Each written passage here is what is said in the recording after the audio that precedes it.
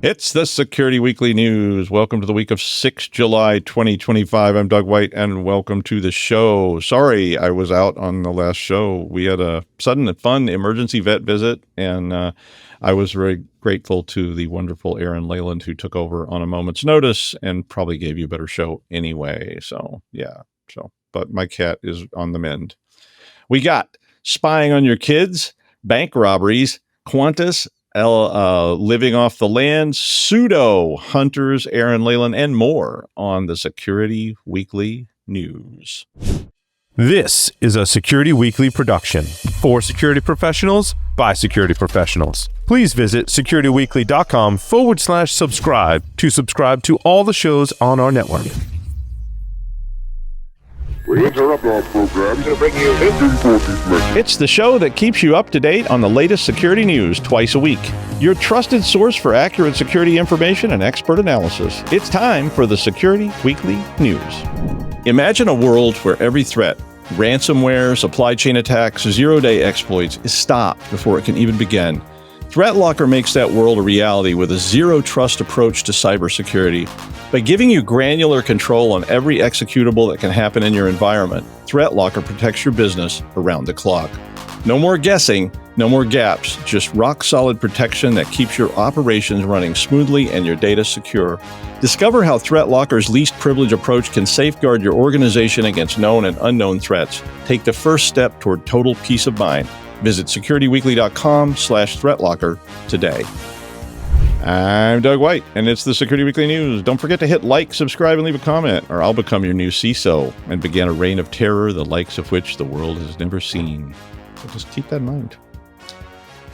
Well, it's not exactly Bonnie and Clyde, and I guess virtual bank heists don't have the romantic nature of classic movie heists or even the sweaty reality of something like Dog Day Afternoon.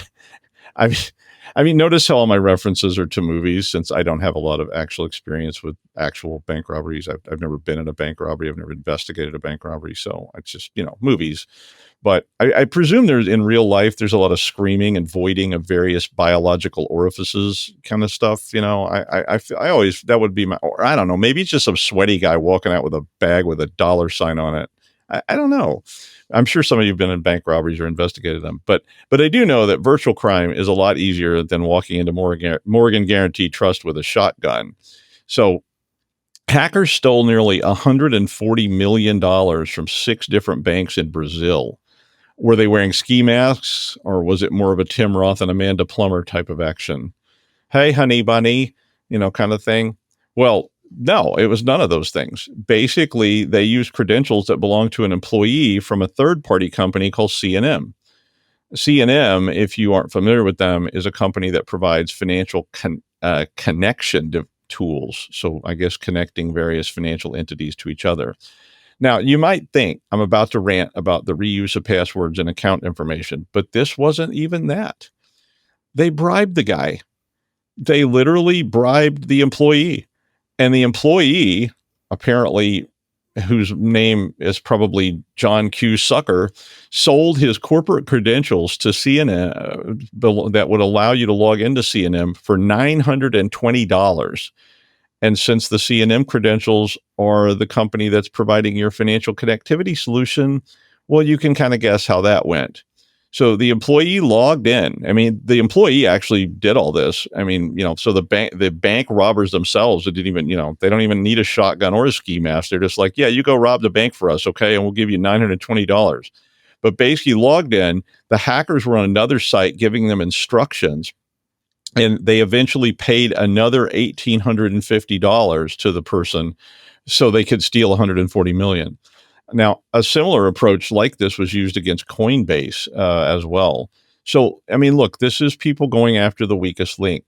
If Barney the security guard has the keys to the vault and someone offers Barney a lot of money, or maybe not a lot of money, Barney may well leave the back door open in the vault and say, I don't know, I was asleep. So again, I think the reason I put this story up was because this is about you understanding how many people have the capability to leave the door open. And how are you monitoring that? So when Barney unlocks the back door and the vault at the same time, are you alerted to this? Or is this just like when you come in the morning, Barney's gone, all the money's gone? Yeah.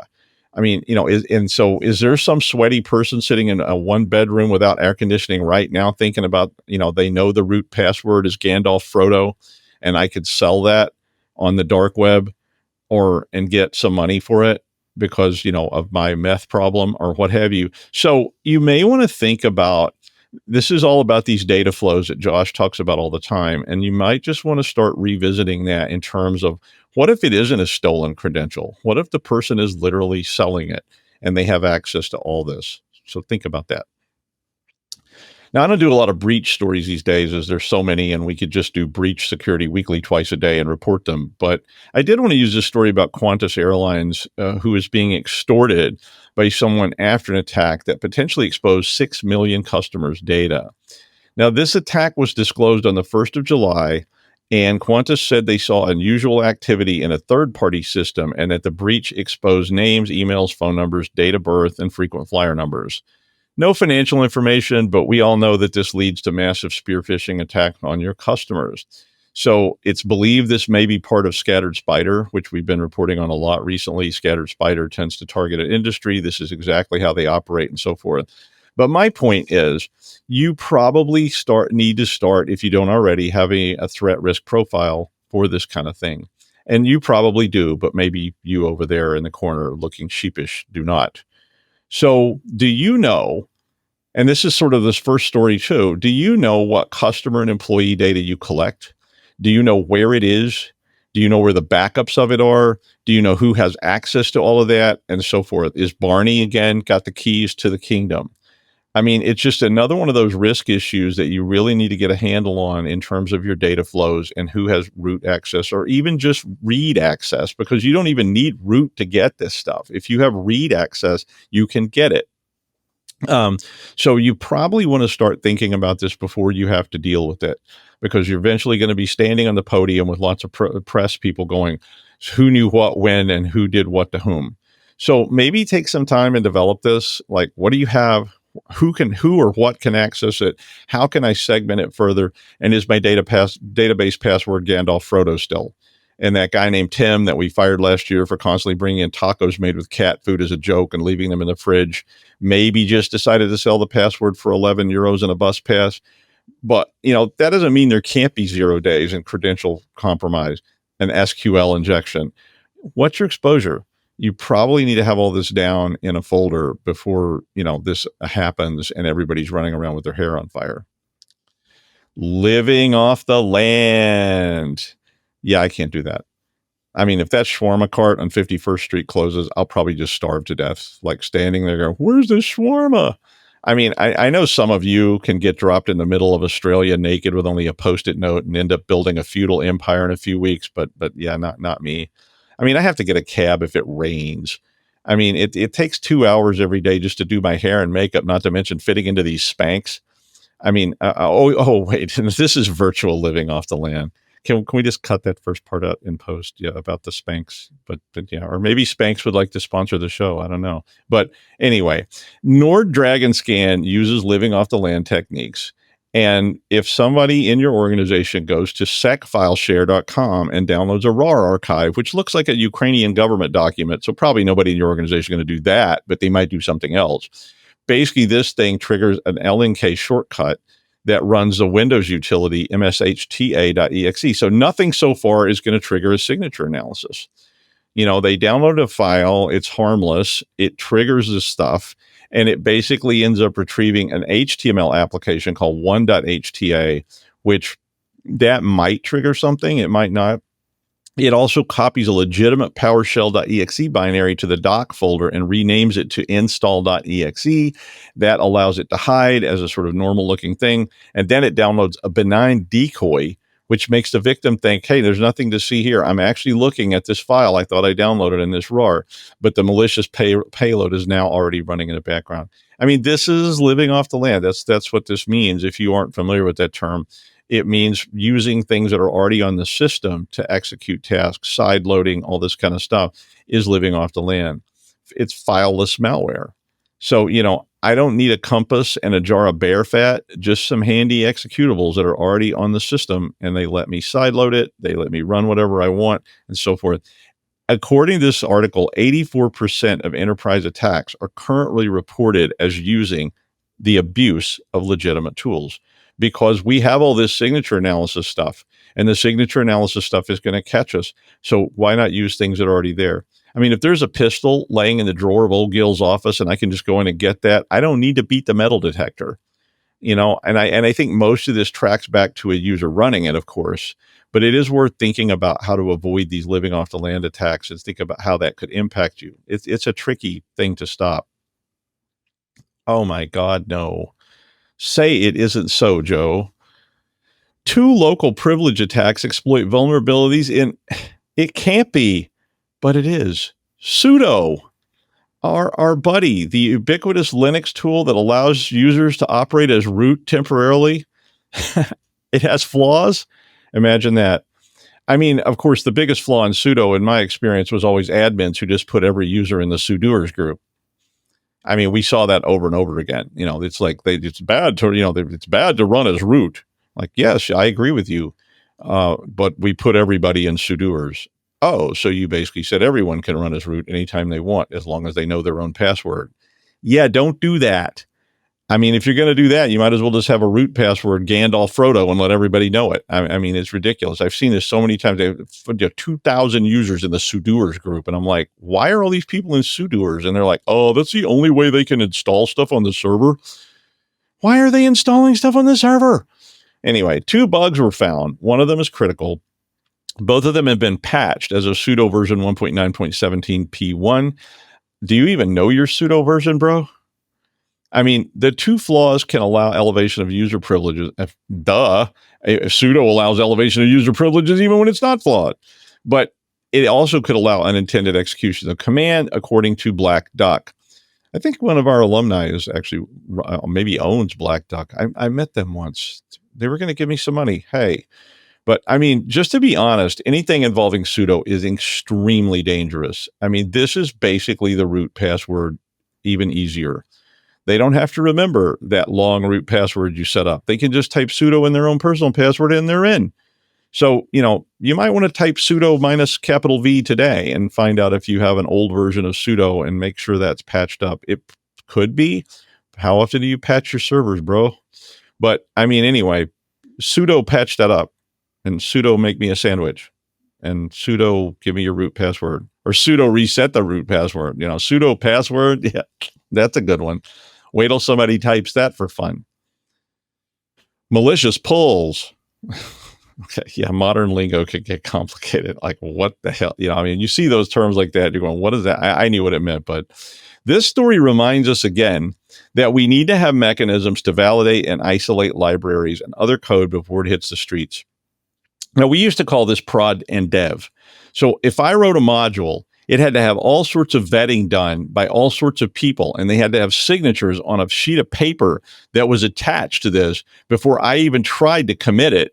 And the final say came down to Cynthia, the bane of all existence, the dark Harridan guarding the gates of the promised land covered in pus and vomit, until someone with the persistence of Bedivere and the commitment of Galahad and the purity of Percival, and then and only then, if you were still virtuous of heart and you could answer 3 riddles, could your code commit into prod. I might be confusing some of this with Monty Python, but you get the idea. Now, this one is a GitHub repository called ethcode or ethcode, I don't know how you say it, which is a Microsoft Visual Studio code that has about 6,000 installs. Reversing Labs said that a user named Ares299 did a pull request and added a new testing framework with Mocha integration and updated some dependencies. Okay, normal stuff. But it also had an NPM dependency that contained malware. So this is going to keep getting uglier all the time. And if you don't have Cynthia blocking the door, well, you're going to have problems. When some intern finds a solution at 3:00 in the morning to that coding problem you gave them before you left for the weekend, and they jump on GitHub and go, ooh, look, an answer. And they just grab it and say, my work here's finished. What do you have in place between prod and dev? I mean, how are you going to stop this? Now, note, I hated Cynthia with the white-hot fury of Sir Bloberus Deganus, but it kept me from pushing code with problems, too. So think about it. Or maybe read Le Mort d'Arthur. I don't know. I mean, whatever. Either one of those is interesting. Hunters International is a ransomware as a service company that is believed to be a later iteration of Hive ransomware, and they've been active since 2023. Now, they did this whole reveal this week and announced they were shutting down their operation and releasing decryptors for their malware. We've seen this kind of stuff before, right? Sometimes it means they're shutting down and going to reopen later as something new. Sometimes it means they're all under indictment. Sometimes it means they're fleeing from the law, kind of stuff.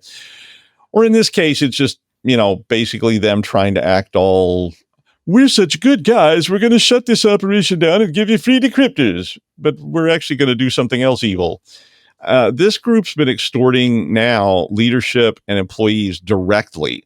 So they sort of cut to the chase around their malware as a service kind of operation, and they basically just contact everybody directly and try, and instead of putting them on their leak site, they just call them up, I guess, or email them or something. And they had apparently been trying to move away from these file encrypting ransomware operations and started a project called World Leaks. So they have now removed all the victim names from the leak site and posted a message saying that they were shutting down, and as a gesture of goodwill, they would be releasing free decryption software to all victims. Now, Comparitech said this probably has no impact because everyone that had gotten encrypted probably already has either decrypted or restored. But World Leaks had 20 victims listed on its Tor-based leak site, and the site now focusing on data theft. So I think they probably didn't shut down as much as they changed their basic criminal activity. So they switched away from robbing mini marts and switched over to robbing ATM machines kind of thing. And they've moved away from selling ransomware services to just doing straight up data theft and not leaving so much evidence around and having all these other people involved. And, who knows who's buying your service? Could it be Interpol, the FBI? Who knows? But in this case, now they're just doing this directly. KnowBe4 said this approach may reduce the law enforcement focus on this group as well. So I don't think they're probably going to start helping little old ladies cross the street anytime soon, but they basically left the file encryption business for some other criminal activities. At least that's what it sounds like. I've interviewed a lot of people for a lot of jobs. I have. And I used to think I was pretty good at it and could probably tell you if that network admin was going to be able to hack it, or if the CISO you're trying to hire is going to flame out in a couple of months because they don't know TCP/IP from IPX, SPX. You wouldn't believe some of the people that apply for these jobs. I've interviewed, these people and I'm like asking them things about, networking or whatever. And they're just like, no, I'm not much of a tech person, Doug. But let me tell you something. As a politician, oh boy, this will be great. Well, apparently, according to this article, more and more interviews are being done by AI. Now, the person they immediately interviewed in this article said they were being interviewed for a marketing job, and they asked their interviewer at one point if they were human. And the interviewer said, "No, Dave, I'm not human, but I am here to make the interview process smoother." So, kind of like that customer service robot that you get to talk to when your flight from Frankfurt to Boston gets canceled. "We care about you, and we'd like you to talk to our friend Steve. Hello, I would like to collect some of it." That whole process that just gets you really angry. Now, I guess this is a little bit unsettling to job candidates, at least marketing job candidates. But I think it's kind of a form of screening interview that a lot of jobs have. I mean, I would really appreciate not having to ask people basic questions only to find out that they were very, very dangerously angry, when you ask them questions, or that they have an uncontrollable fear of vending machines or whatever it is that matters. Or when you ask them about their use of alcohol, they say, "When you say drinks per day, what would you call a lot?" All those are things I've heard in interviews. I mean, we used to screen programmers without even talking to them. I just gave them a piece of code and said, "Here, debug this," and come back in 5 minutes when you have it debugged. And the ones that, had already, because the job description said you needed to be able to write Fortran code and have like a year of experience. And, then they're like, "Oh, I really admit I took a class in BASIC once and got a C." But, those people were gone pretty quick, or the ones that some of them did come back, and some of them came back with the sheet going, "Is this actually Fortran? It doesn't look like what I learned." Like, So, maybe an AI could have screened that out and saved us a lot of time. I don't really know how I feel about it. As far as I know, I have not done a job interview with an AI, but I expect to soon. Hey, if any of you AI interviewers out there want to hire me, give me a call. I could use a new job and better pay and all kinds of stuff. So ring me up. Maybe I can pass the screening interview. Well, he's no longer under indictment in Thailand. It's Aaran Leyland. Hi, Aaron. Am I muted or immutable? It's like You're both. You're both, but you're no longer muted, but you're still immutable. I was eating an orange and I didn't want to schmack through the news. It's like we're both looking very orange at the minute. It's like there's some Celtic blood in there all over the place. We're slowly. But yeah, what I was going to say, definitely not a better show. I just gave a fire hose of news and got told off for doing 14 stories and not 8 because they had to do 14 graphics, which basically nearly takes twice the time if my math is right. But I won't do it again. I'll write longer stories. Or we've all been there. Everybody says I like to give quantity rather than quality. So there you go. I give twice as whatever much works as quality. But I better get into this because this is way too long because I started writing again while you were talking and eating my orange. Okay, so I'll cut some out if I go too long. How long have we got? Not long. Okay, so this week, no honor among thieves, M&S hacking group starts turf war, which is ambiguous to the story, but that makes it fun, right? Okay, link in the show notes as always that I use as a base. So a fierce and some would say fun, but obviously not me. Rivalry is up. It erupted like a volcano in the ransomware underground between two of the most notorious criminal groups, Dragon Force and Ransom Hub. Fight, highlighting a critical shift in cybercrime economics that demands immediate strategic attention from cybersecurity leaders, and that's us. So, Dragon Force, primarily Russian-speaking and responsible for a string of high-profile ransomware attacks this past year, has openly challenged Ransom Hub, who they say are a key competitor, aggressively poaching affiliates from its ranks. This isn't a turf war, it's a mere criminal drama. Ooh, the drama, I love drama. Anyway, and although maybe, just maybe it might, however, significantly increase risks to all organizations, but that's what I say to them and they say to me and we say to them. So as ransomware groups actively compete, but probably not, maybe, I don't know, it might all just be fluff and nonsense and lies, potentially targeting victims simultaneously or sequentially, don't you just love that word, to maximize profits and market dominance. Maybe they're working together, who knows? Although that has happened, double dip. Anyway, so central to this dispute is ransomware as a service, where, as we know, ransomware developers rely heavily on affiliates who obviously are independent hackers, freelancers, infiltrating networks, deploying malicious payloads. So affiliates are incentivized by financial gain and switch loyalties, just like everybody in the City of London and New York, as you would, I would, wouldn't you? Hope my boss isn't listening. Hopefully it's not illegal, obviously. And then they say this is intensifying competition among ransomware operators. Dragon Force's recent conflict with Ransom Hub revolves around explicitly around these lucrative affiliate relationships, just poaching each other and stuff.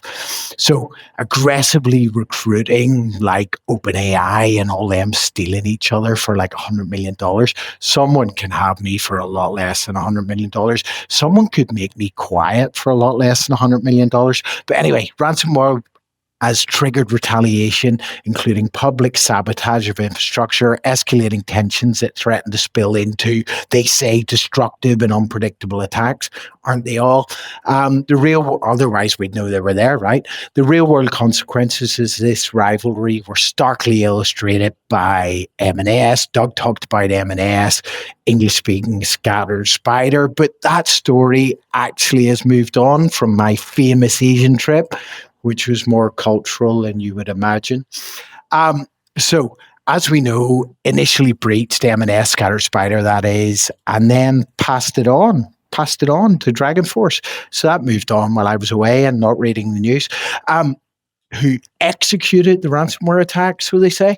So who knows, right? It might turn out that it was someone else next week. So M&S went boom and 600 million and loads of stuff after that. Scattered Spider moved on to aviation. Qantas, that's all in the news now. Interesting story. Doug talked about it. And that's all about third-party vendor systems. what can we do? It's like turn around and go, yo, third-party vendor. What if Microsoft's your third-party vendor? And you ask them for something and they just go, I don't know who you are. It's like Tinder, everybody ghosting each other. Okay, anyway, the attack compromised millions of customer records and underscored attackers' capacity to swiftly swift across industries. How cool is that? It's like, woo, straight into the airplanes. I was kind of going to do an airplane thing there, but it was all going to go wrong. Anyway, successful modern cyber attacks increasingly exploit human rather than purely technical vulnerabilities. Speak to Doug and speak to Josh. They talk about this all the time. It's always been the human side, right? Anyway, their modus operandi, exploiting trust through meticulously planned social engine. That bit's rubbish. It wasn't that meticulously planned. They just went in there and did it. So this highlights the present need to recalibrate cybersecurity strategies to focus intentionally on the human element. Look, tell your service desk, if this sounds wrong, don't do it. Easy, right? Your CEO is not in Vegas and got robbed by a hooker while doing cocaine and like lost his laptop and now needs this new laptop with new MFA and it's not going to happen, right? Just say no. Go, come on, what are you going to do? Sack me?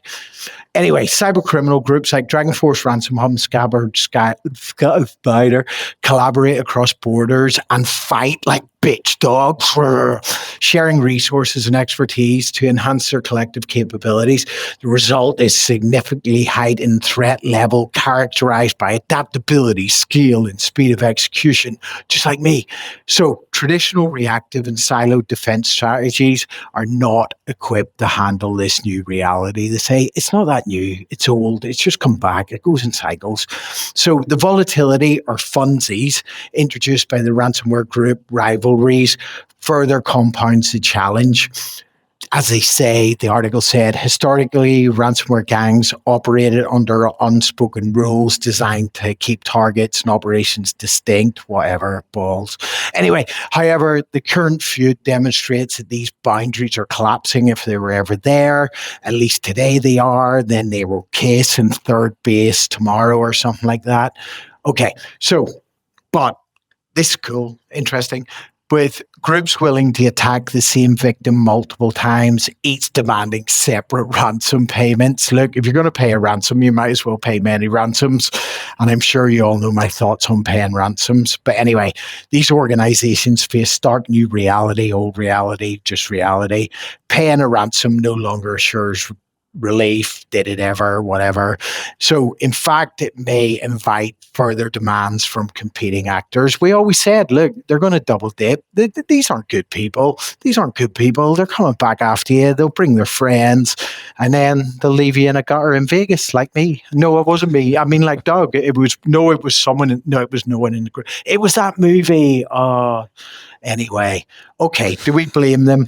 To effectively counter these emerging threats, cybersecurity leaders, us, must urgently adjust our strategic approach, strengthening internal protocols around security, verification, access control, robust training. Look, teach about social engineering attacks, definitely your service desk and stuff like that. Monitor irregular behaviors, abnormal authentication requests, unexpected privilege. Look, have PIM, like have someone, if you're PIMing something, have someone authorize it.